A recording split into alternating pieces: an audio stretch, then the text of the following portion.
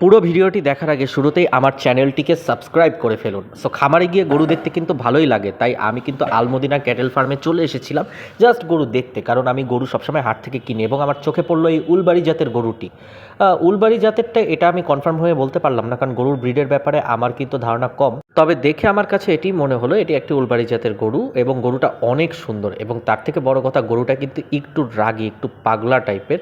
কারণ গরুটার যখন ওজন মাপা হলো প্রায় 800 কেজির মতো এটার ওজন হলো, অর্থাৎ এটা অনেক বড় একটা গরু।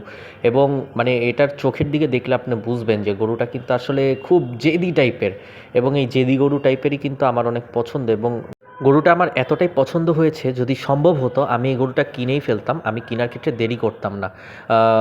গরুটা আমি মনে করেছিলাম যে এই জায়গা থেকে বের করে আনার সময় একটু পাগলামি করবে, তবে গরুটা যথেষ্ট শান্ত থাকারই চেষ্টা করেছে। তবে বাঁধার সময় গরুটা একটু প্রবলেম করেছিল, ওই টাইমের ভিডিওগুলো আমি নিতে পারিনি। সো গরুটা প্রায় 800 কেজির একটা গরু, এবং এই ধরনের গরু কিন্তু আমরা অনেকে পছন্দ করি কুরবানির জন্য, অনেকের বাজেটে আমাদের থাকে।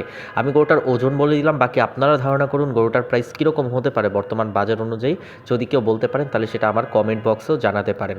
তবে গরুটা আমার ভালো লেগেছে, এটাই আমি বলবো। এই ধরনের গরু দেখতে আমার অনেক ভালো লাগে এবং গরু দেখতেই আমার মূলত ভালো লাগে। তবে সবাইকে আমি বলবো অবশ্যই কুরবানির জন্য সুন্দর এবং সঠিক গরুটি ক্রয় করুন, এবং যারা কুরবানি দিতে পারছেন না তারাও এটাই লজ্জা পাওয়ার কিছু নেই।